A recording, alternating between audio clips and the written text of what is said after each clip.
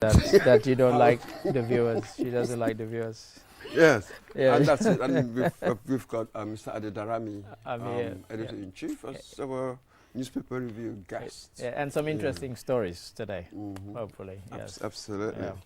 Yes, well, we all know the drill, don't we, by now?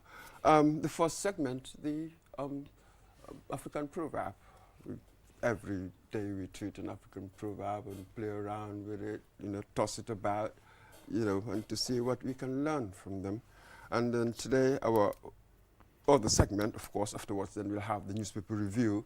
And then we get into social issues. Today we have communications officers from the National Malaria Control Program, which have rolled out a mass bed net distribution campaign. We'll go into that. Why at this time? The other segment, the final segment today, would be cross-border transit challenges. Cross-border, well, it can only be one, with Senegal, of course. Yeah. We have President of the Transport Union, Omar Cisse, will be here to tell us what's going on, So it's a recurring It's a recurring thing, isn't it? We keep on having this all the time, as far back as one can remember. Yeah.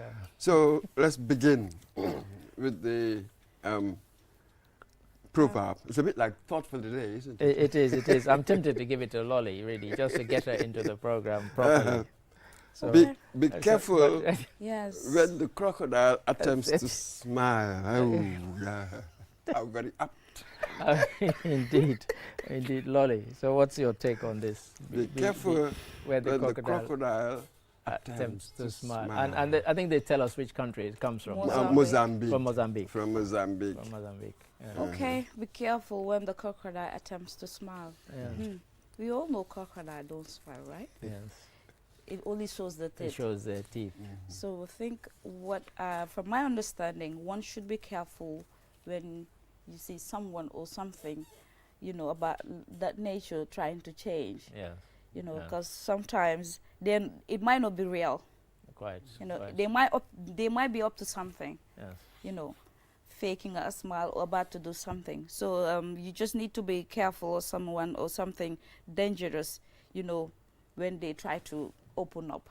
Yes, because what you might it's a case of reading or misreading messages just because it shows its teeth. Yeah, exactly. Doesn't mean that it's smiling. It is smiling. It might be showing its teeth for other reasons. Or for other reasons. To scare you, to exactly. chomp you. Or, Sometimes an enemy wants to come back, trying to show, get back into your good books. Get back into your good books with certain things like that, smiles or doing some good things. But that does not mean you have to really accept them back with open arms. You need to be very much careful because they might be up to something or there might be an motive behind that smile. So for me, I think that is the interpretation. It's a good one. It's a good interpretation. Yeah. I mean, I think that's pretty much what I would have thought. Beware of the kind of, as I said, just because you see the whites of somebody's teeth, it doesn't mean they're smiling. Just like me, I think I'm not smiling. I'm just showing my teeth today. Yes. Yeah, but you should be smiling. You're on this morning today. Because and the viewers will be saying, "What's wrong with Lolly this morning?" Yeah. But honestly, she doesn't like us. She doesn't want to. That's what they're going to say. Lolly. I don't like it. Yeah, for today, yes, just today, yes. Today, but just today. But yeah, I mean, so yes, it's about being sort of cautious that you sort of hinted at.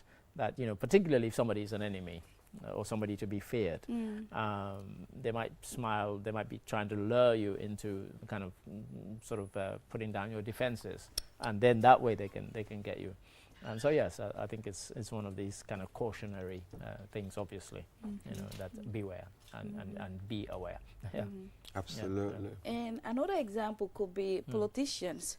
Sometimes, they're dangerous or they've been acting all of a sudden, they just turn to be nice. They might be up to something, Yes. Was it the Temptations who had a record called Smiling Faces? Sometimes they don't tell the truth. It's yes. So yeah. So one have to be careful in society, personal, anywhere you find yourself, just be aware of certain things, especially when they were thought to be dangerous before, Yeah. and all of a sudden they just turn to be nice. Mr. Boyd, what's your take on Now I was that? just thinking of, listening to you two talk about this, I was just thinking of this wonderful line that, be careful of enemies who look like friends. Yeah, yeah, yeah, quite. That's So, the so-called frenemies.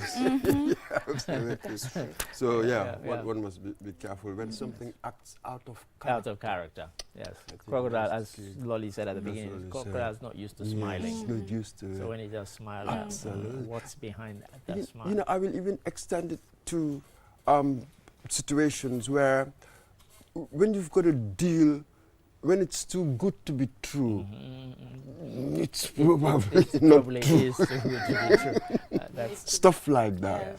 Because it might look so appealing to yeah, you. And absolutely. stuff like that. And I'm So glad you you used think- that expression, because in my former life as a sort of senior press officer, that was one of the lines that we used to have when we would close down a company that had scammed people. And the reason they scammed people is because they offered deals that were too good to be true. Absolutely. And so we would always end with that. You know, if you are offered a deal that seems too good to be true, that is because it is too good to be true. True. You know, and it's simply not real. But, Not you know, real. greed and so on will make you want to go in for it. And you end up, you know, and some of the people, you know, when I was in insolvency service, ended up losing their life savings, you know, talking about 60, 70, 100,000 pounds. You put into some scam deal and you never get it back, you know. But yeah, and because somebody was quite persuasive, and they lured you in, and boom, you know, your money's gone. Yeah. Absolutely. So, sort of a cautionary Yeah. tale there. Cautionary tale. Cautionary tale. So that I think can be sort of just segue. We into can. the Are we taking a break, or newspaper. are we diving straight into the newspapers? Well, haven't been given my instructions, so I'll just Go straight to the power new- forth. Yeah, Absolutely. yeah, you know. to the newspapers. Yes, that's it. Yeah. Because with them you can never exhaust them. Absolutely. Yeah, I So- mean, With the point, mm, court orders appearance of 3 top government officials in PIU shooting trial. that's right. Yes. I think Inspector New General land of Police. policy to end grabbing, empower legitimate owners. Okay, so we'll deal with one at a The time. PIU isn't it? shooter The one. first Yeah. one. That was quite curious. I think Inspector General of Police is one of those who's been summoned by the court, and some other people. We can see it on the screen, you know. And yeah, I mean, it's a case that, yeah, you know, it's a case that has gripped Still the nation since it absolutely. happened at the Sukuta traffic lights. I was saying to our colleague Osman Jatta that on the day or the night it happened, it's my usual route home, and I saw a lot of activity, and I was wondering what's happened. So I called my friend and landlord, and I said, you know, I'm stuck at the traffic lights. We not seem to be moving anywhere. Do you know of any incident that's happened? And then he said, haven't you heard? There's been alleged shooting of some police officers, and I think he said there are 2 fatalities. I said, oh, Yeah. really? You know, so that was shocking. Of course, we found out that was the case. And of course, since then, all sorts of conspiracy theories have sprung up around the shooting. I mean, one of the ones I heard was so ridiculous that I'll repeat it here just because it's that ridiculous. And they claimed that this was kind of engineered by the government to then impose strict security measures on all the country. I said, well, where are these strict security measures that have been imposed on it? It just does not make sense. No, You know, it does not make we don't know the motive, and we No. don't know who, Who did it? because this guy who's on trial might walk free Absolutely. for all we know. Yeah. And so, you know, if that does happen, then, you know, they'll have to start looking for someone else as the shooter. And of course, the families of the, you know, 2 who were fatally shot, they'll be seeking justice, and they'll be hoping for justice. They And will be you know, definitely hoping for so justice. if this guy does walk free, and I don't want to prejudge the outcome of the trial, but some of the evidence that's been presented, when you follow it, does appear to be quite shaky in terms of pinning the murder, the murders on him. So at the moment, we can all follow the trial. It's not behind closed doors. No. So, and in fact, we might even have a report on it on tonight's news about this latest. About this latest thing, which so you mentioned. Did you mention the shoot to kill armed criminals without regret? No. It says, you know, yes, it alleges. To kill criminals without regret. Wow. It alleges that this was said by Gambia's army chief to border troops. I mean, I don't know how true that is. He might come out and clarify it. Exactly. You know, so we don't always want to go with, you know, some of these things that. Because it it's just the headlines you want to see. Well, this is it. Shoot to kill armed criminals without regret. I mean, yeah, you know, so yeah. Again, that's from Point newspaper. Yeah. Petroleum Ministry rubbishes all discovery claims. You know where this one comes from, don't you? Yes. Jammeh in his latest audio absolutely claims that, you know, Senegal is actually stealing what was our oil.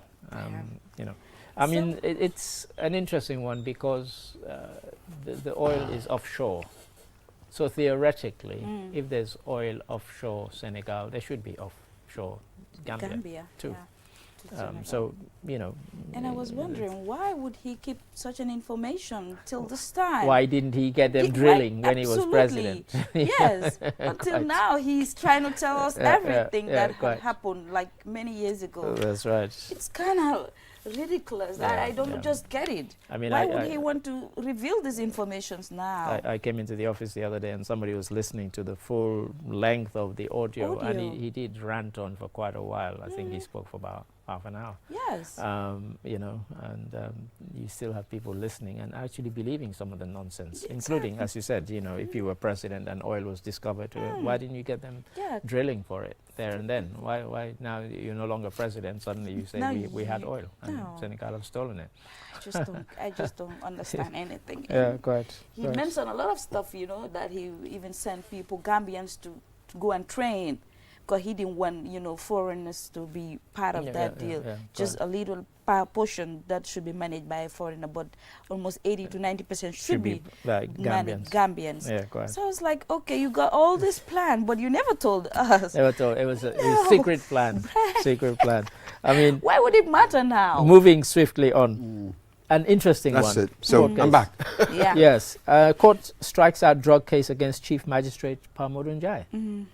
This was quite a big case. The allegations were quite serious, that a magistrate had been involved in you know, kind of subverting justice, really, and you know, drugs that were evidence. So, but it says here that the case has been struck out. The magistrate's court. Yes. They struck out the case, so we can't take it anywhere. Well, it's struck out. It's struck out. Appeal. No, it's been struck out. It's not they've reached a judgment.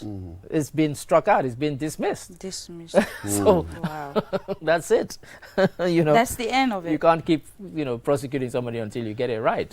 If they strike it out, it's been struck out. It didn't come to a verdict. It was struck out. I thought that perhaps one might even want to challenge that very thing in a higher court, not to another magistrate's court. Wasn't this the issue in the Darbo report, but to a higher court to challenge the decision. Yeah, quite. Interesting there. But still, put in the context, earlier on, I couldn't get into the discussion regarding the court orders 3 officials. To which the question I have, why? How has it come to this? Just by that order, it tells you that perhaps something is not quite right. Some of it is to do with handling of the evidence. Some of it is to do with the fact that the famous shoe didn't fit, and it kind of reminds one of the O.J. Simpson trial. If the glove don't fit, you must acquit. Acquit, exactly. You know, so if this shoe is the shoe of the alleged shooter, and it doesn't fit the the person you have, the accused, then does that person, no pun intended, does that person walk free? You know, so it is an interesting one, you know, because, I mean, the case has, you know, elicited a lot of comment online in the newspapers. and just amongst people, you know. And the prosecution are struggling to nail the man and make their case. I think from what we've seen and heard so far, they really are struggling. They've not made a persuasive case that this person was the shooter. And this takes me back very quickly to the things. I said to Usman, the only thing we know about this case right now is that 2 people were killed. That's the only certainty. So all the conspiracy theories and so on, it is a fact. 2 police officers, rather, were shot and killed at that spot. That's all we know.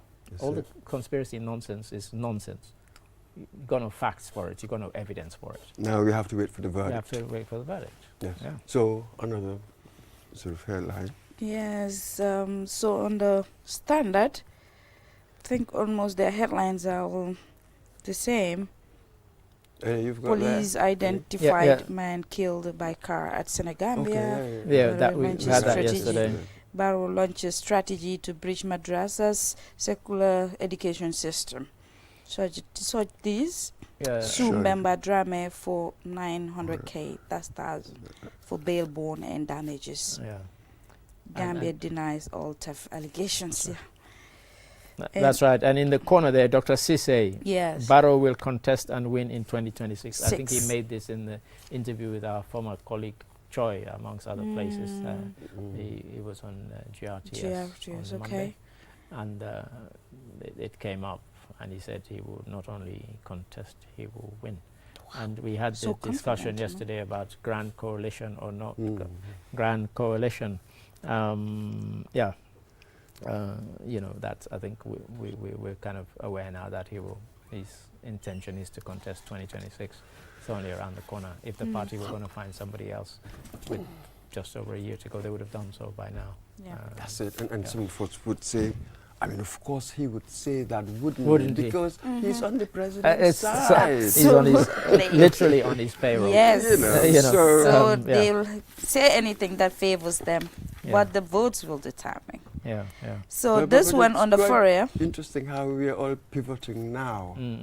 The election would in December.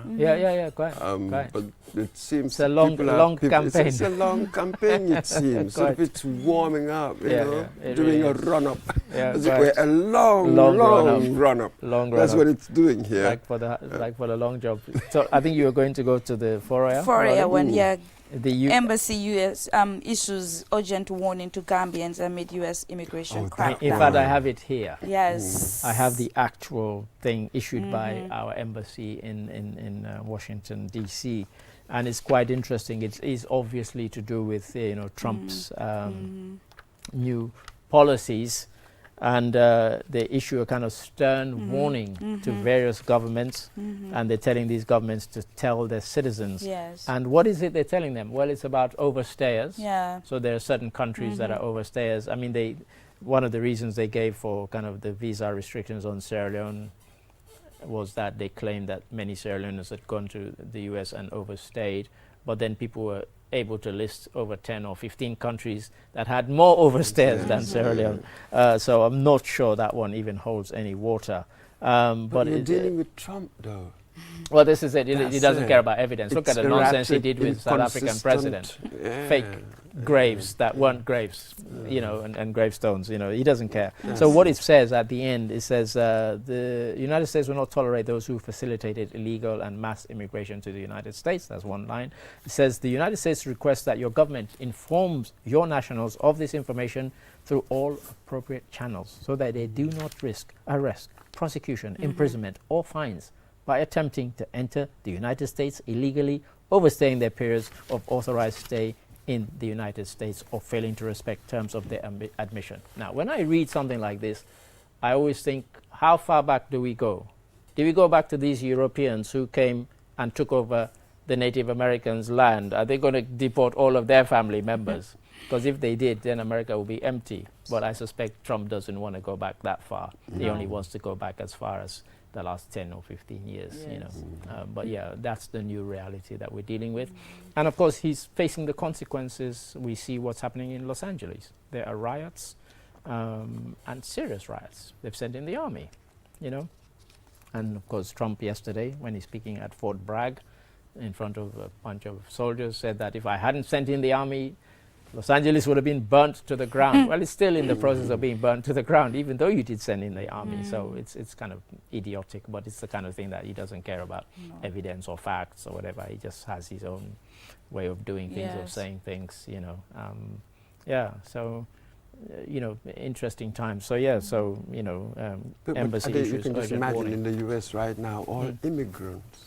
Suddenly, things are uncertain. You know what I mean? This is it. Who would have thought, you know, that this would happen in the US? Quite. Land of freedom, liberty, and all the rest of it. This is it. I mean, this. Happiness. Well, you know, they've got. They used to call themselves a nation of immigrants. Absolutely. Because obviously, as I mentioned, you know, essentially a lot of Europeans came over and kicked out the you know, indigenous people and took over their country. You know, USA, Canada, they did it in South America, they did it in Australia, they did it in New Zealand. They've done it all over the world, these European people. And now when you think of somebody and you say somebody's an American, not many people think of the Native Americans as being that thing that comes into your mind as a picture of an American. You think of these, essentially they're Europeans who came over and took over this people's country. And yet it's quite ironic that they are now very sort of anti-immigrants when essentially they're all illegal immigrants anyway. Nobody invited them, they didn't have visa, and they kind of talk about overstaying. They've overstayed by 400 years, you know. So yeah, but that's where we are. Uncertain times ahead. It's the reality really, we have to deal with. living in that. So yes, any other other newspapers? And I mean, before you delve, I don't know, one of the stories I should have made the newspapers, of course, is Senegal beating England. Yesterday, yes. Football. Yep. You know? Wow. And I think the context of this, and there's going to be a story later on, you know, on our news this evening about this, is that in England, friendly matches are not just friendly matches. Even if they lose a friendly match, as people will see from today's newspapers in England, you, the coach, and the team, you get slaughtered. That's why even friendly matches sell out places like Wembley, although yesterday's was at the City Ground in Nottingham, which is where Nottingham Forest play, because they weren't able to get Wembley for this one, and they want to kind of take the national team around. For them, it's every match is serious. It's serious. Even a friendly match is serious. Many African countries, when I was growing up, we even used to refer to them as exhibition matches. They weren't friendlies, they were called exhibition games. And that was the mentality we went into it, and we exhibition game. After the 1990 World Cup, when they invited Cameroon, I remember famously, the guys spent the day of the match just shopping in Oxford Street, Piccadilly Circus and so on. They weren't really focused on the game, and of course they lost heavily. Wow. But England, for them, it meant something, because their fans were always saying to them, oh, you just managed to beat them with 2 dodgy penalties, and they won 3-2 in that game. But, you know, for the England team and for the England public, this was their chance to take on Senegal again and prove that they were the better team. But it didn't prove that, because Senegal didn't have the same mentality. But yesterday, Senegal, Cameroon didn't have the same mentality then, but Senegal yesterday, they went into the game. They went behind. Harry Kane, England captain, scored, and England were rejoicing, thought, you know, they had it won. And of course today, the headline in all the newspapers, England loses for the first time to an African team. I mean, there's some fake stats going around, but this is the first time. Wow. That that 20-something is a big games. one. But also Senegal have just current international record of international men's teams. They've gone 22 games unbeaten. That's the current longest run of any senior men's national team. Wow. So they're in a good Position, right? position right now. Wow. It will be interesting to see. It looks like they'll qualify for the World Cup. It looks like they'll qualify for AFCON. And yeah, I mean, they had a lot of their fans yesterday. Celebrating. It was in Nottingham, celebrating, and there was a huge Elijah Diouf, legendary Of player, course. was there. He was in the Wow. crowd. Amazing. Sadio Mane didn't go, even though he had asked not to play, but I thought he might turn up, because he used to play in England. cheer. You know, he played for Southampton, he played for Liverpool, and I thought he might be there just to cheer on the Yeah. team. So he must be gutted that he missed this, because it was such an historic match Moment. Wow. that beat England at home. You know, England were playing at home, for the first time, they lost to an African team, and he wasn't there. He Either missed to play or It's to be- historic match, isn't it? Yeah, yeah. Really. He missed a We've really big come one. to the end of the newspaper review What a pity. segment. Yes, honestly. As But they yeah, say. so people can watch our news today, and they'll see a And very they'll nice see what story happened. about Senegal's historic victory Absolutely. against England. Yeah. I'm glad that I saw what I did of the match yesterday. The Yeah. little that I Yeah, saw yeah, of just- it, yeah, it was a yeah. good thing to see. Yeah, great. Thank you very much, Mr. Adedarami. Pleasure. You know, Always. Yes. always for your insightful And particularly that analysis. Lolly was here. I was thrilled to be here with Auntie Lolly. That's it. So, yep, cheers. Thank you, Adi. So now we'll go for a short commercial break. When we return, we're going to talk about public health. Stay tuned. Easy to use, secure and convenient mobile app that allows you to carry out all your transactions. No matter where you are or what time it is, you can always access your funds. With the new Q Money app, you can cash in and out, buy credit, buy Q Power, shop, make payments, and so much more. You can also send Q Money, pay bills, receive international remittances, and transfer cash to others. Just download the app from your Play Store or App Store and get started. For more information, call customer care on 133. Q Money, Sinu Calpe. We innovate, others follow.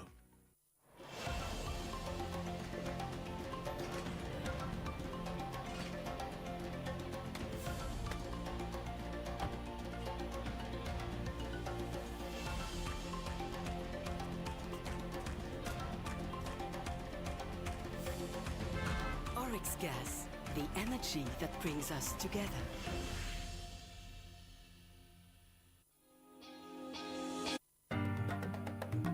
QCell mooy suñu boss QCell mooy suñu boss QCell mooy suñu boss soro go ebe dawa da full network suda tili QCell ni lafta diamla wati jamala mune diata QCell most reliable network jumala geta wati QCell wo quality man nyon soto jam ona manke QCell hani be wuloni farole kono walante be bakono jala fayola network ko se taria QCell suñu boss ñofi njeka indi 3G ñu delu taxi 4G plus and now we bring you 5G 5G first and only 5G provider suñu boss itela follow adi doron nesa keno suñu boss Gambia bela nyon tawo fele QCell suñu boss ko fasunta buka busi QCell suñu boss itela moldi milka kukutol nati Gambia QCell meta lori la kiliano yele imanyina amanda wala itela ka quality dila dadi ma itele silo wala wodol mume be keno ma QCell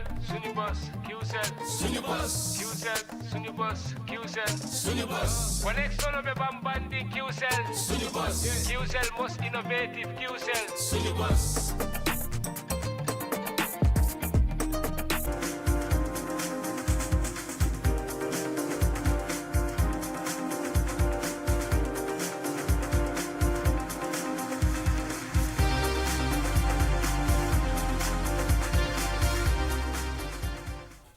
Hello, welcome back to our program this morning. I'm Mahmoud Moch and I'm joined today here on this platform by Lolem Kamara, my colleague. Yes, Mr. Moudenboj. Nice. So now we go on to our next segment. Everybody knows malaria remains a major public health concern in this country. So the malaria control program is rolling out what they call a mass bed net distribution campaign.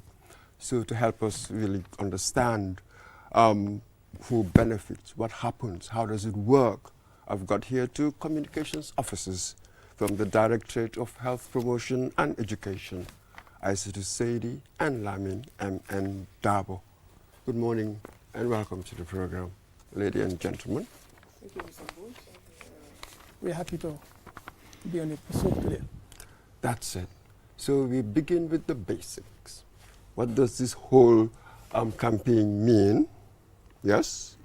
And why is it important that you've started right now? Yeah, okay. Thank you so much, Mr. Bush. As you mentioned earlier, malaria is a deadly disease that has been rampaging the whole world, not only the Gambia. With that, WHO recommend to do necessary measures that will make prevention of the malaria realizable. So by distributing the bed net.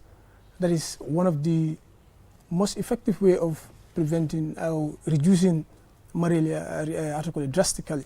So this is why through the National Malaria Control Program that are spearheading the campaigns, deemed it necessary and had the support from the partners, that the Global Fund and also the CRS, to make sure that this campaign went smoothly. And also those that will be benefiting from this campaign, then we will say the pregnant women, children under 5, but now it's everybody.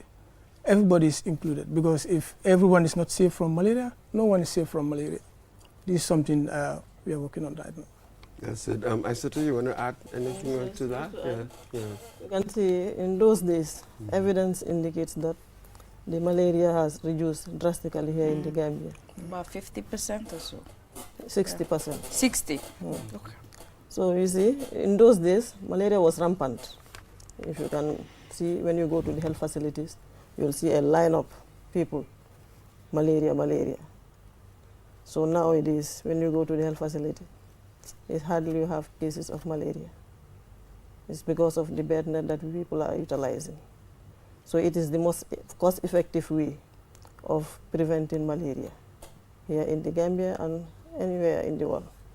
Because if at all you use other preventive measures, like the Montaiga, it will expose you to another health risk, like respiratory infections. If you use the spray, the same thing, it will expose you to chemicals that the body cannot flush out. So if at all you use the fan, you know, some people depend on the fan. When there is no electricity, mosquitoes will come and jump on you and bite. So the most cost-effective way of preventing malaria is the utilization of the ITNS, that is the mosquito net that we are distributing. We have already distributed in the provinces. Now we want to come down to KMC, Banjul, and Kombonot. Yeah. So how many of these nets are being distributed? And have you prioritized certain regions, or how many are we talking about here? So the distribution is in two folds.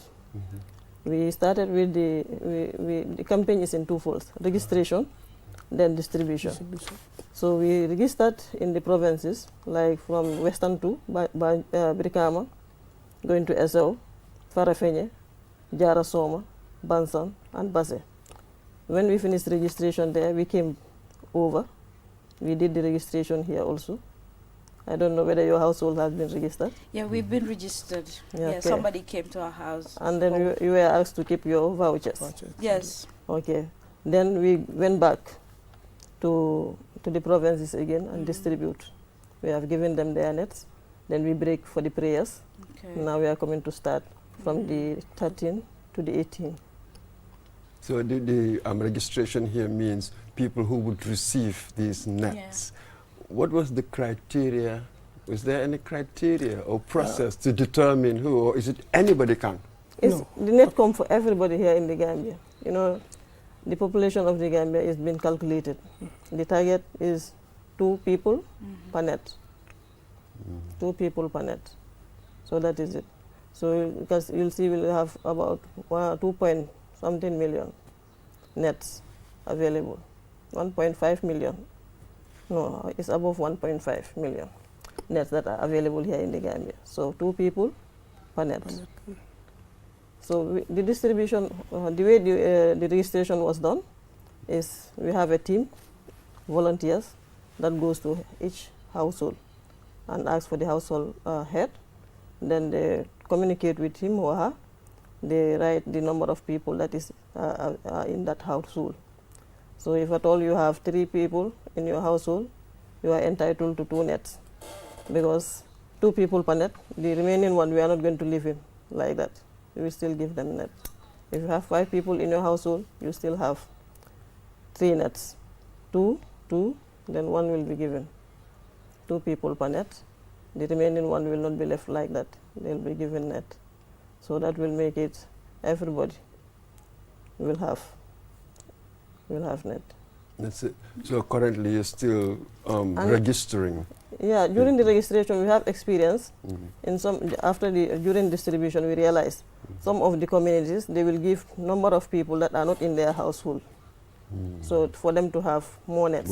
So if you do that, you are preventing others from having. So we are appealing to the public. Next time, let them not do that. Let them only register the people that are available in their household, so that everybody can have the bed net.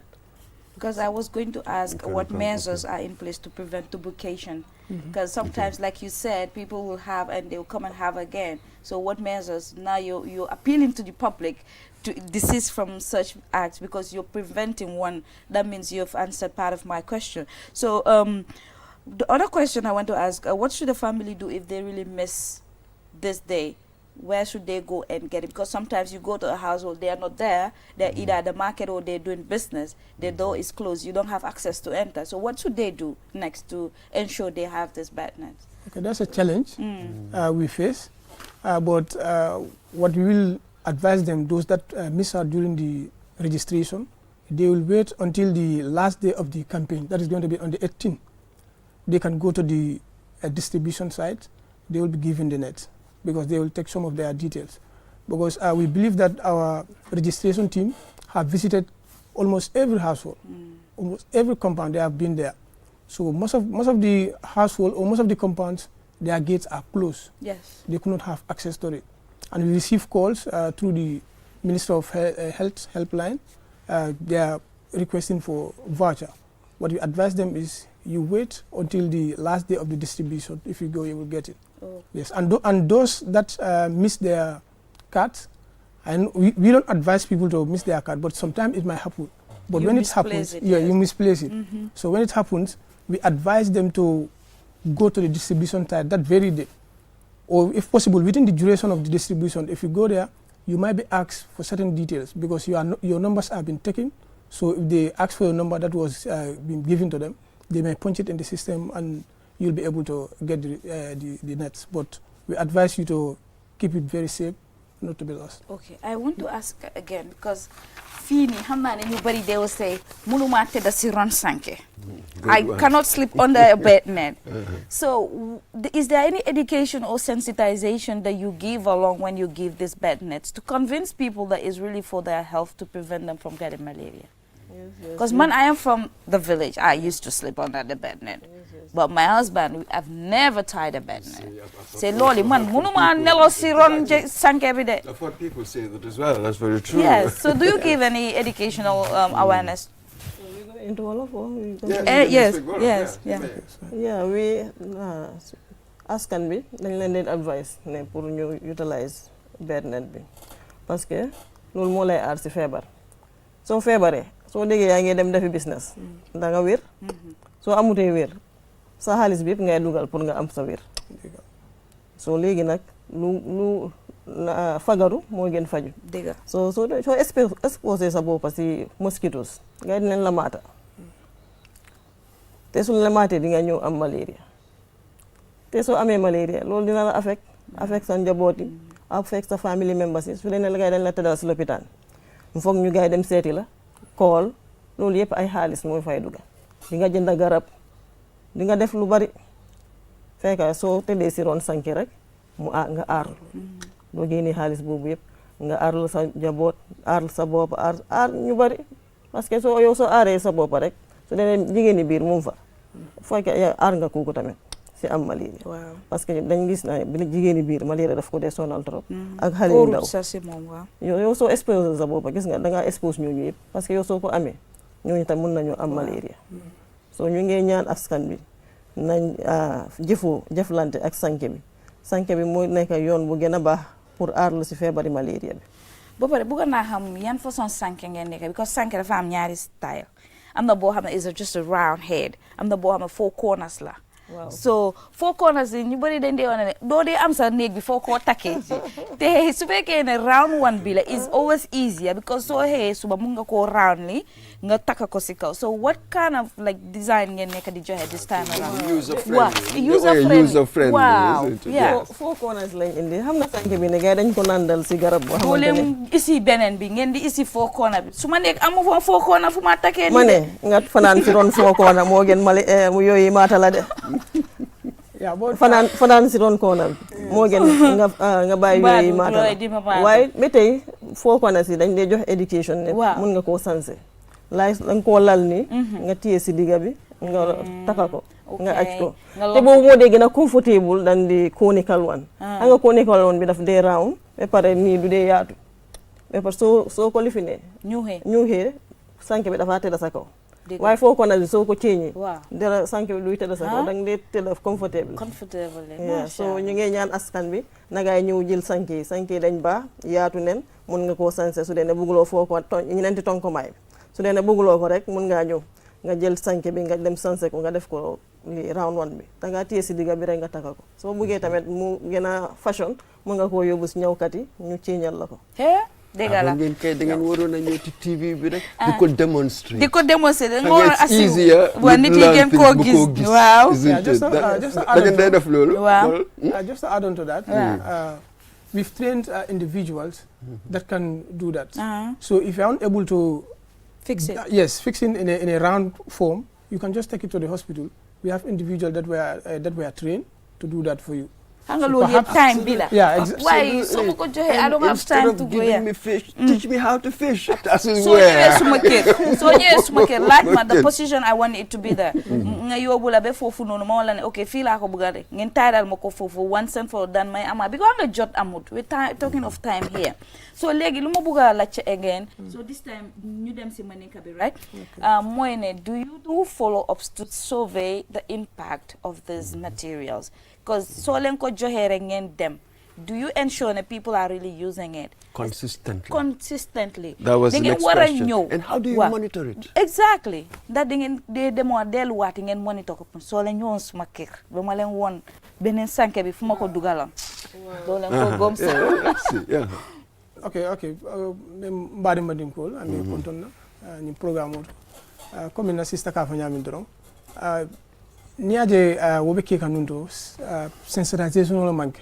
But now kamol advice le kaitan dila ko sancho ni nyanta sit la nyaadi anu fana niya siti fana ni fengol tiñaato jabal wala niaje dula farata ikana bulaje wo nyam yakara wala ya sambod la mi ko sa kare because ni wosoto sancho ni bala dron suslabe dunna je anu fana pour ka lon ko fana like effectiveness be nyami because yalla ni mari le siara it might determine ko ma sancho min di mul mantra lari kono to the hospital is another way of detecting it.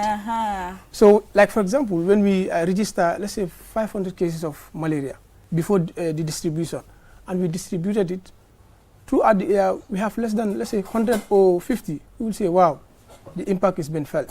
So fenete mi alon ko nga korosilo lo true though we don't go house to house to check whether people are using it. That will be very difficult. It should not be difficult because you're going house to house to distribute bed nets. Yeah, that you should.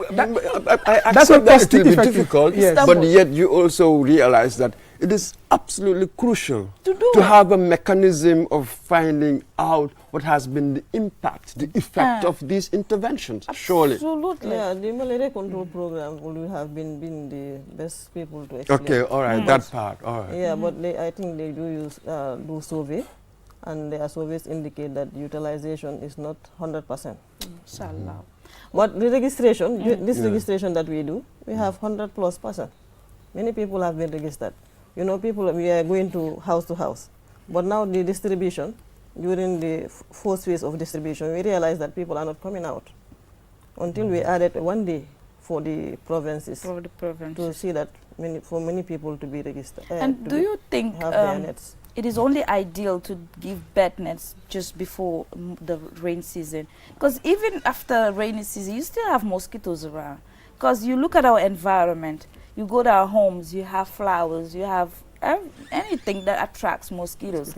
So Do you think this is the only best time you can distribute bat? Yeah, you know, during the rainy season, that's the time you have more Exactly. mosquitoes. Yep. So that's the ideal time to distribute it. But yet still we emphasize it that they should be using it year-round, because mosquitoes are around everywhere.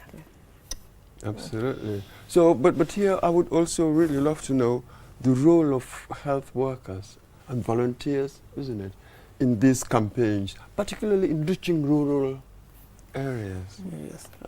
What can you say about that? Go more into the role of health workers. Yeah, the health workers are doing their utmost best, and also the community workers, because the community health workers are the ones that reach out to the community directly. So we have, trained them on, the sensitization on the campaign that is ongoing. And also we train them on, like, if people have issues with their nets, or if they are not comfortable, just like my sister mentioned, most people may not want the four corner shapes.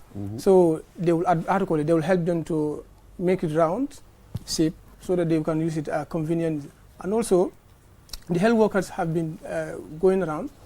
Perhaps us here, we go to radios to sensitize and also make people make the best use of these nets. We've realized that others are using the nets for transportation of farm products, fencing, and also things that the nets are not meant for. So we advise those people that have been doing that to make a stop to it. If you do not need the net, please, your neighbor might need it. Or if you don't see anyone that might need it, if you don't want to use it, you can just bring it to the hospital. They might see someone that might need it. So we advise people to desist from that act. And also the importance of preventing yourself from malaria. Malaria, as we mentioned it earlier, malaria is a disease that can in fact cause death. So it's a deadly disease. One might describe it as. So to prevent yourself, if you prevent yourself, you are not preventing yourself only. You are preventing your families. You are preventing your neighbors. You are in fact preventing your country. Because if you are infected with malaria disease and mosquito bites you and go and bite another one, that person might be within your family, perhaps your neighbor. So that malaria can be transmitted to that individual. So if you decide to sleep under the mosquito bed net, meaning you are preventing yourself, you are preventing your family, you are preventing your pregnant woman in the household, and you are also preventing your children under 5. So this is something that you are not doing for yourself alone. So we also sensitize people on that, and also we sensitize people to know exactly why we are doing this program. Perhaps you are receiving it free, but there is money that is spent on this. We advise people to make best use of these nets. Okay, so that brings my question. Some money is being spent on it. So who are some of the international, do you have support from international donors to support you in this campaign? Yes. And also my final question will be, what are your goals in terms of reducing malaria after this campaign? Okay. The partners, you have Global Forum. They are good partners in this. We have CRS that are helping in the communication aspect, and other partners that are also helping Ministry of Health through National Malaria Control Program. We expect every household to get this mosquito bed net so that everybody can sleep on the mosquito bed net to reduce or to prevent mosquito bites. Because if you are not bitten by the mosquito, you probably not get this malaria infection. So for that being the case, if we realize that people use this bed net as it is distributed for, malaria will be drastically reduced in this country, and also our neighboring country as well, because they are also doing the campaign. We are also doing it together. Both Senegal and Gambia are doing this campaign together. Yes. Okay. Our goal is to have zero malaria in the Gambia. Yes. That's why the Gambia and Senegal, they put hands together. Because if at all you prevent yourself, whilst your neighbor did not prevent themselves, you'll be affected. Sure. So that's why we join hands and then we do the campaign together. Okay. Yeah, so that everybody So the can period, what is this campaign period? When does it end, you said? From the 13th, it's ending on the 18th. Yeah. On the Okay, 18th. So I can let me just elaborate little in Mandinka. Okay. Okay. Yeah. You may quickly. So comme mbaɗi nga fo ñamin dorom wala mu campaign ole dati jani salo ka silen campaign ñim bitaka wala ñing sanche tala protocol campaign so saying kabrin salo si dan koko modol bi jol bita ila sata woltore mol betara biziring dol bije abe kole ala bake pour eta yen sanche ota so mutanan ko teke ñing karola til tanin saba ko teke campaign dabe commencer la ko teke abita fo til tanin se so momo ndi yalon ko iman sanche soto bari fana sanche ñin nabe soto la fana ini voiture bita wala kato e wala dila tiketo so tiketo ñini wala bita andum fana kam mi yamar wala mo kana dindum ki pour kata sanche ñin kam because sanche ñin ñanta mutalale muta kendo sadi afuta suwo kono problem kana so ne dindum ki nan to accept la ba dindum ñi mburundale sadi ke bayina at least libe mo nata na mo nana mi an ka siyobe sanji tandin se ka selewo sandolo wala moti mi alon ko ni nga sanche o diala ba mutal ku ke fana andum fana nabina fana anin kere ngoy nana maybe anin bako nana wala anin pana ngoy nana anin fe nana mi alon ko aba sot la fana anum fana ambe mol dan la surtout bini alon ko fana ni sanche woni ndile katale yake gardina fence ronti wote yake fendo mi alon ko amanke sanche atko sanche woni nyanta ka use min e mantra ke ko so be mol dan la wala bake ambe ngalo la marelem fenete mi alon ko sa jaw balam andu naye muta fana si fondino niyola andu natete muta kumi ni nata kodda kono jibe nata mo sabale bije ni mo fula tankara mo kiliman tanka wala han sa albi man tanka oto kaje ko mo be tanka o mo fenete mi alon ko mo be nyanta ke lala fonko ni ko so mbe amar do fanan dila wala ni mi alon ko kata sirim banta bak surtout kandu wato kon isaf ko kandole be keri mbe sila banda ni be sila banda kam mi advice wala isiden ka bulu jangodu ye kurtu jangodu ye kabaso dum kaje ko ye fanta ngani sasa. That's it. So I said, can we have a short sort of closing summary? Yeah, in Wolof. ok askan wi comme lu ñu bëgg ngeen def rek xam nga si bu campagne bi commencé woon dañ leen binda buñ paree binda bi léegi pour joxe bi la joxe nañ si dëkki kaw yi léegi fii la ñoo ñëw Banjul KMC Kombonot so bëgg nañ ngeen jël seen carte si ngeen xaar ñu su ñooy ñëw dañu leen di wax dañoo dem si bantaba yi si school si wala si hospital si wala si jumaa yi pour jox leen seen sanké foofu la ñoo daje so ñu ngi leen di ñaan bu leen tayal génn si leen ngeen ñëw jël seen sanké yi am nañ maana trop parce que dañ nang dal si garab boo xamante ne yooyu ñemewuñ ko soo leen fanaanee si ron sanké ak seen jaboot bi loolu dinañ leen aar si feebari malaria te loolu moo ñu indil developments parce que suñu jeexalee malaria si biir Gambia bi fii da ngaa gis ne koom-koom yi xaalis yi doo dugal si biir xeexi feebari malaria bi xaalis boobu dañ ko dugal si yeneen développement bu nga xamante ne dafa yóbbu réew mi si kanam. so fan la nit ñi mën a dem. si distribution points waaw si bantaba yi si hospital si mooy si lopitaan yi si school si wala foo xamante ne nit ñi mun nañ faa daje rek gars yi dinañ ko announce dinañ dem si radio si tamit pour wax ak gars yi fan la gars yi di mun a dem jël sanké so baax na nit ñi di déglu news di get information about this programme ba pare yéen tam seen campaign si mbaa bari na yéen a ngi am lots of sensitization as we call it campaigns pour nit ñi gën a xam waaw ñu ngi dem si radio si ñu ngi balaa campagne di start dañ demoon si région si yëpp li fen sensitize the regional authorities pour ñoom tam ñu sensitize seen nit ñi waaye léegi nii fu mu nekk nii ñu ngi ko enforce ak radio programmes so fu mu nekk nii di distribution points yi ñu ngi dem si radio si tamit pour waxtaan ak askan bi ñu gën a xam naka la affaire bi ak sanké bi Aissatou Seydi and Lamin M.N. Dabo, Communications Officers at the Directorate of Health Promotion and Education. Thank you very much there. Thank you All right. So now we'll take a short break, and when we return, transport, a lifeline of our economy and how it is affecting our relationships with Senegal. Stay tuned. Kiusel moy suñu boss. Kiusel moy suñu boss. Kiusel moy suñu boss. Soru Go, ebeda da full network suda tili. QCell. Ni lafta diamla wati jamala mune diata. QCell. Most reliable network dumala geta wati. QCell. Wo quality man nyon soda jam pona manke QCell. Hanibe wulo ni farole kono walante be bako na jala fayola network ko se taria. QCell.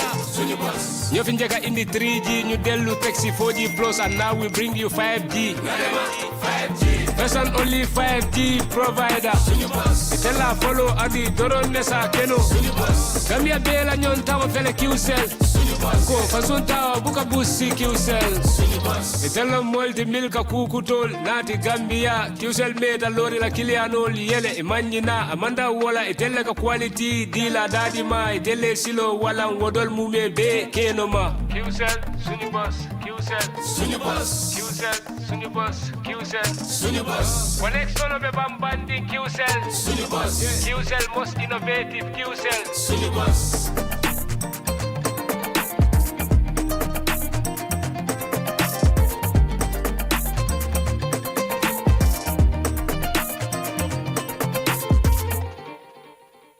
Kiumoni arti webi na fitoragol no yawi te non kadi no moƴƴi kiumoni a wawa wadde piiji ɗin fow kala ko wonɗa wattu kala a wawa hendade mbuuɗi maɗin e o kiumoni abke song a wawa nattinde mbuuɗi ma ɗum yaltina soda crédit soda kiw paba soda ko falaɗa te non kadi wawa hen yoɓude himɓe e ko heewi ina wawi kadi nuldude kiumoni yoɓa bilji maɗin te non kadi hendoɗa mbuuɗi ko yaasi nulda himɓe kadi mbuuɗi fi nafitoragol ɗum no weeɓi yahu ka play store ma ɗum ka app store fi wawa fuɗɗade fi heɓugol hen ko laaɓi noddu kiwmoni customer care e 133 kiwmoni suñu kalpe minen udditi lawol ngol si woɓɓe jokki kiwmoni e murundananne kote ge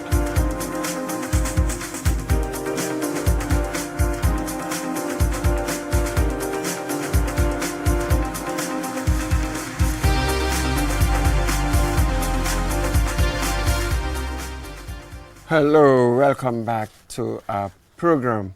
Now we're on to the final segment.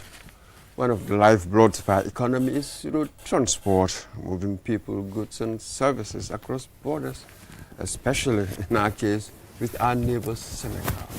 But we've had over the years persistent challenges at the borders. Wallahi. So here I've got the head of the Gambia Transport Union, they call it, or is it the General The Transport President, yeah.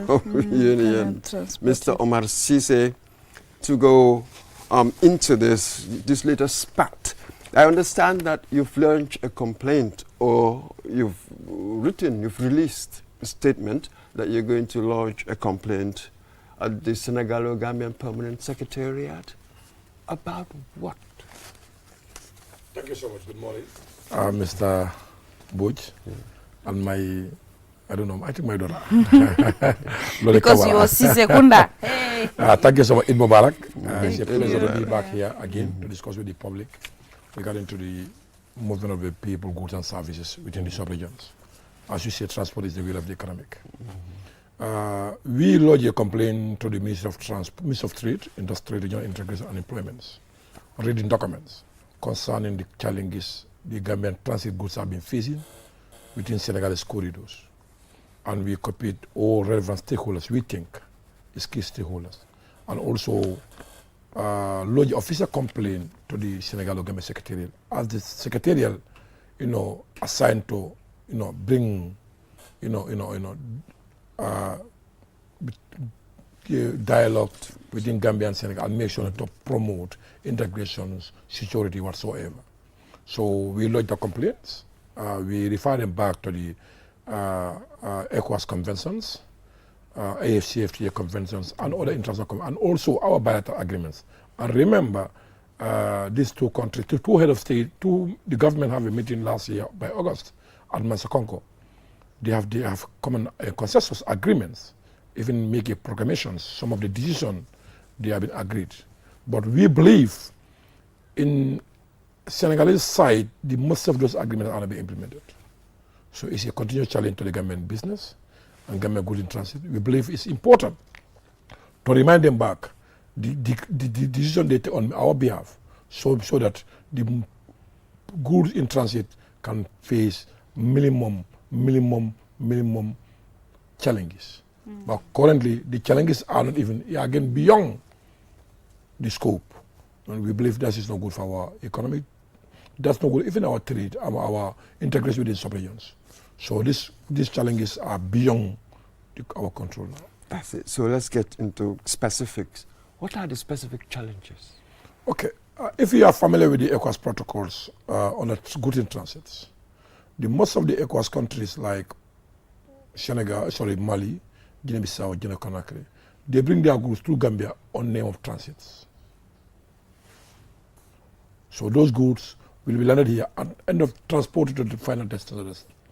But according to the protocols, those goods are not subject to any form of tax because it's not for Gambian consumption.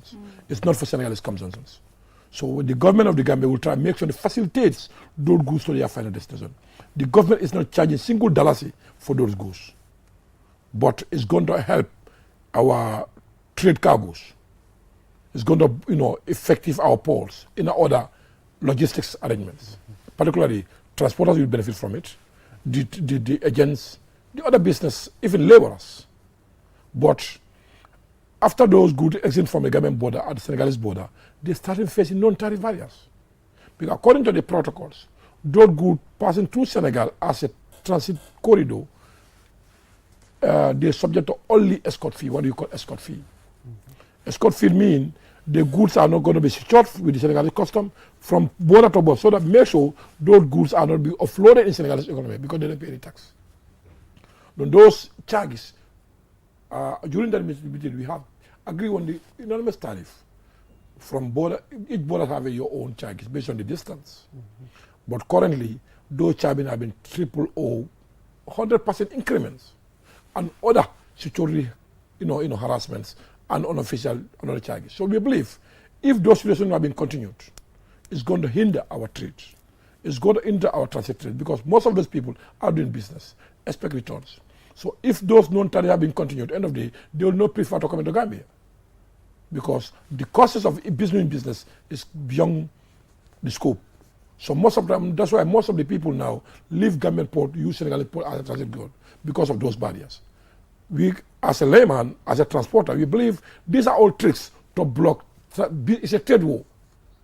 People don't understand. It's a trade war between the two countries. Because remember, Gambia is a supermarket for West Africa. At the time we are young, our port is very busy. Our Banjul is very busy for this rail sport and transit.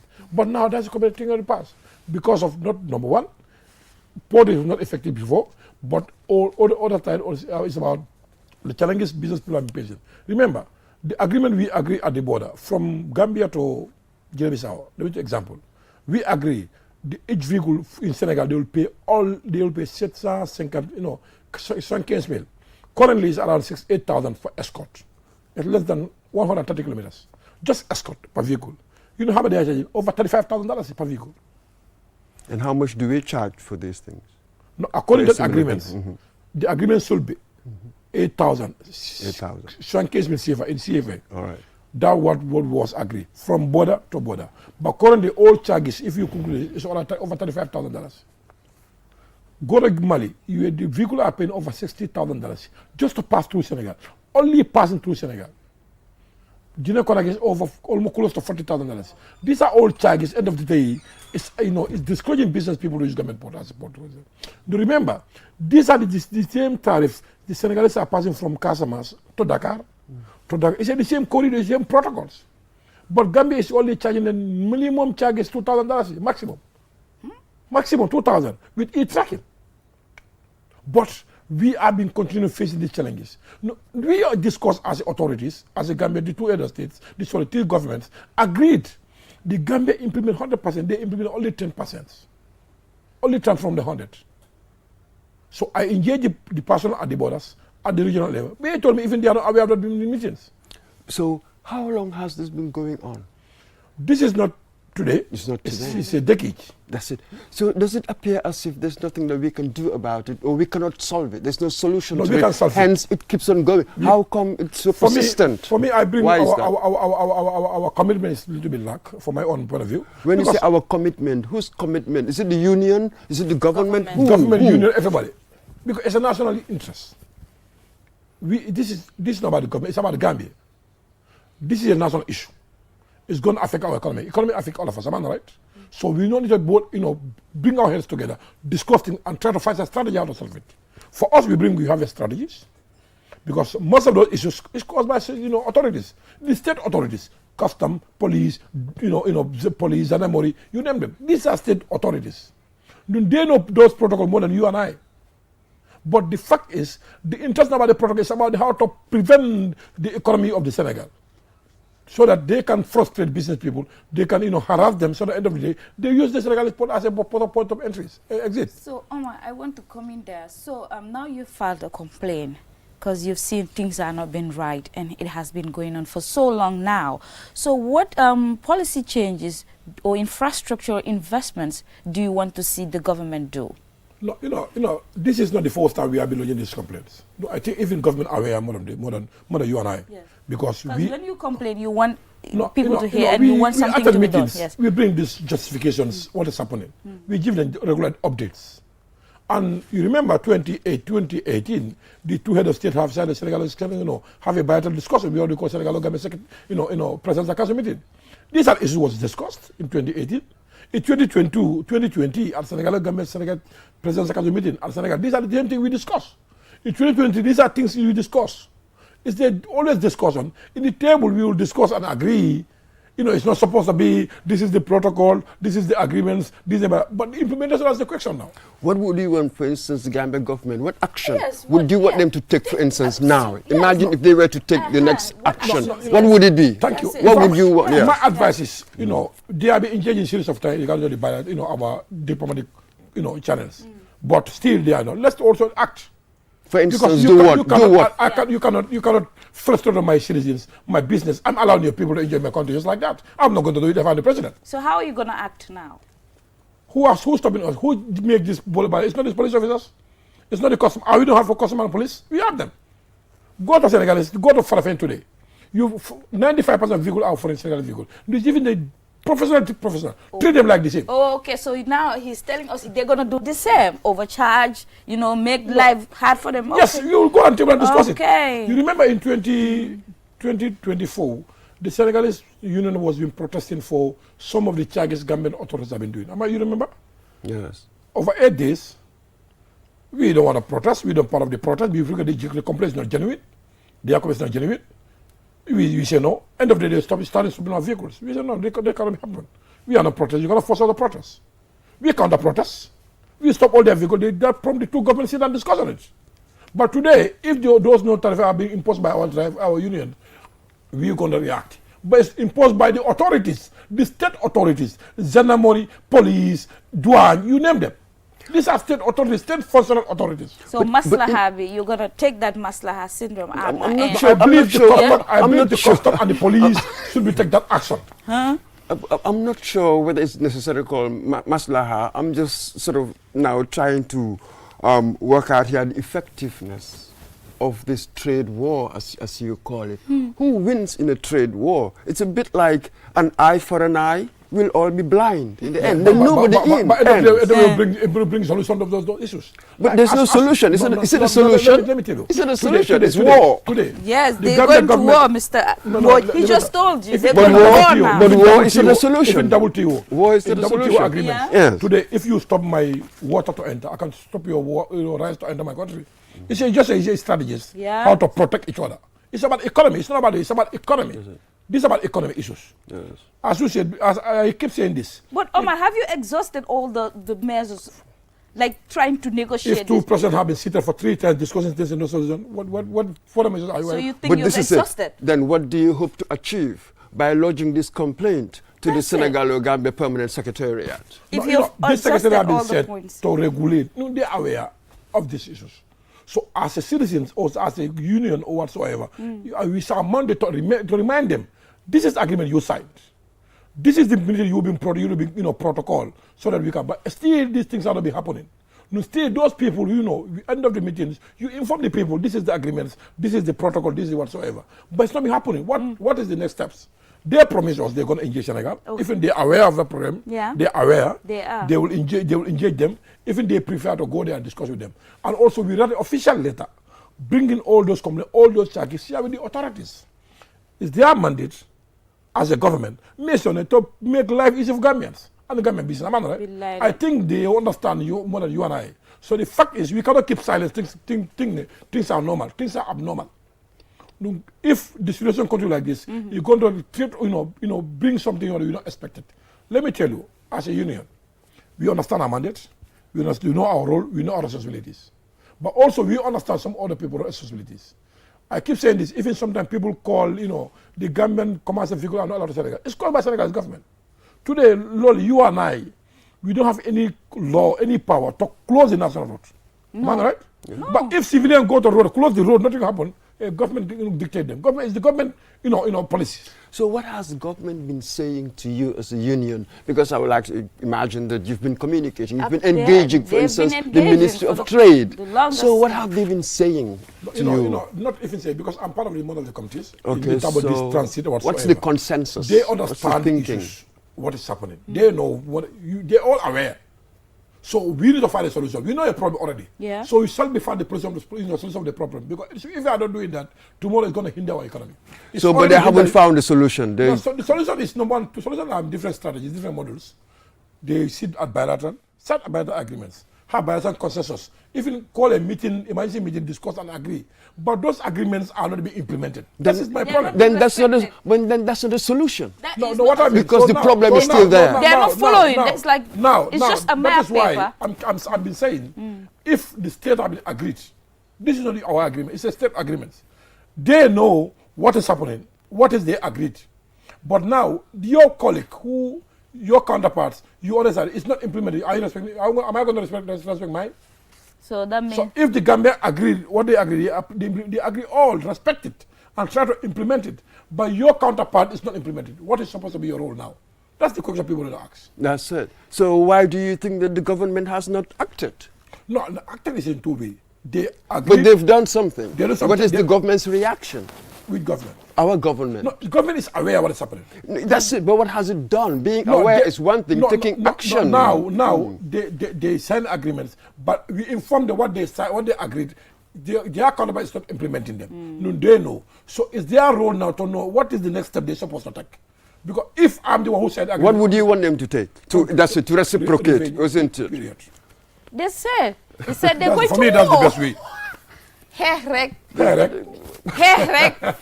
But have you calculated what you would stand to lose? Who stands to lose more? All of us. This is what I mean by an eye for an eye will all be blind. Remember, before this country this is not a solution before this country will have independent people fight for it. Today, that's why we are enjoying it. We need to fight for it so that our future is enjoying. So you are ready? We are ready. I think you are ready. But okay. Now, with this complaint you've lodged, only God only knows what the Secretariat would say or what impact that would have. So what options are open to you? What next?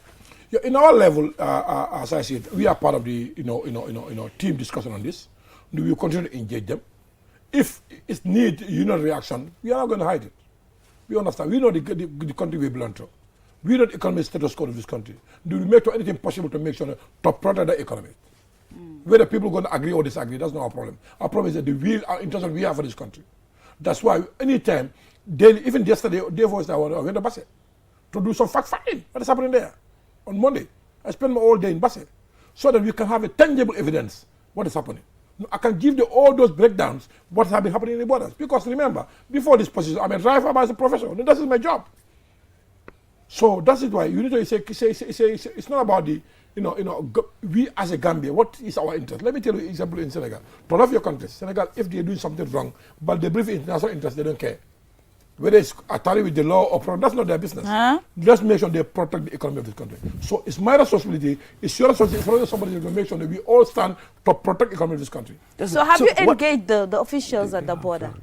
Officials Senegal? The Gambia. Because you not official. I think not at the border. The top authorities here, they are aware. Yep. So what I mean all those officers have superiors who represent them. Because if you're going to war, you must have people that you're in solidarity. No, I think you're going to be yes, I will be part of you. So what options are open to you now, given this how situation is? I know the what government, options are open. I understand the government is engaging their counterparts to revisit the agreements and know the obstacles. Also, we want to give that window to complete. No, I think we will be part of the discussions. And also we are planning to engage our own borders, because anywhere we have official representing us there. That's across it. the country. Yes. But if we feel the government, through their bilateral agreement, through their data, we will act. Yeah, we will act. This is our country we belong to. So you're saying if the government comes out with anything that you're not comfortable with, or Yes. you're not gonna, You will make sure, you'll act to protect this economy, we're going to act no matter whether people are going to happy about. But Another series of protests and strikes. This is what we've been They're seeing just over gonna the charge years. like Senegal is charging 35,000. I mean, you know, the the Senegal government. issue, I cannot make a pride. Let me clear this point. If we are going to take action, not inside Gambia, this is not about the Gambia. This is about our borders. I understand. We got to stop their border, vehicle at the border. If you feel who come and do their job. So you'll also say we're gonna charge you for 35,000. No, no, that's not my job. That's the job of the GI, because the people charging them, it's not the civilians. They are state authorities. Remember, they are not civilians. They are police, I know. custom officers, forestry, you name them. But we have the same people at the borders. Yeah, so They you're know gonna more use than the same people. So if these people are not active, we will act ourselves as citizens. Okay. That is my point. Okay. So now, what would you advise these truckers, these people who have to cross the border, to do given this situation? Yes, always, to be honest, always we have been in contact with them. Any challenge they will call us directly. This is happening here. We give them advice. Sometimes we make the hold on. We engage the authorities in Gambia, even Senegal, Gambia High Commission in Dakar. Sometimes we call the authorities at the border directly, because we know each other, lodge the complaint. But most of the time, the authority at the border, they will tell you, I'm not aware what the agreement you have been referred to me. You are referring back to me. Because we are not aware, we are not informed. Even we are not happy, we don't aware, even we have agreement with Gambia and Senegal. So that is the saddest part I have. Because our authority cannot go a meeting, agree. After the meeting, the Minister of Information come with the proclamation, announcement, what was agreed. No, I can tell you, Gambian authorities at the corridors implement it, but still the other part, the people at the border, even they are not aware of the meeting. So it's like the information has not been transmitted to the relevant, of the relevant yes, authorities yes, in Senegal. They are not aware. They are not aware. So you think, now I think that should have been an option for you to ensure that all relevant stakeholders get to be informed before you act. We must exhaust all the points. You and I have an agreement. You need to inform your people. I need to inform my people. Yes. I inform my people. You don't inform your people. So now you've... How can I inform your people? No, now you should. Because is it about information or is it about the will to implement? We are talking about two different things here. I can have information and don't want to implement. That's it. But that is the key. The fruit of words is action. Thank you. Otherwise, it's pointless. It is pointless. You have all these agreements, yet it is not being implemented. Before the agreement, ferry have been increased, but they decreased it because of the agreement. Senegal bridge charges have been reduced because of the agreements. Official charges at the border by custom is not be happening because of the agreements. But still, they are continuing to charge those issues. Are we fair to ourselves? That is why we agreed. If you don't implement, I'm not going to implement mine. I cannot force you. I cannot force you to implement. That is my point. Now, the ferry is losing the amount for past 1 year. The bridge is losing, but they are not losing. So is it good for our economy? That is an ongoing battle there, but we've come to the end of our program. Wow, to be continued, you know, to different we'll have, different time. Of course, we'll be monitoring, and we want to know the outcomes of this engagement that you're having. Yes. That's it. We've come to the end. Thank you very much, Lo, for being a wonderful co-pilot. Thank you very much, Mr. Omar Sise, the President of the General Transport Union. Thank you, Mr. Boy. I think it's a very important discussion. So, inshallah, we keep monitoring and keep working together as a team. Inshallah. Of course. And to our viewers, thank you very much. Until tomorrow, have a good day.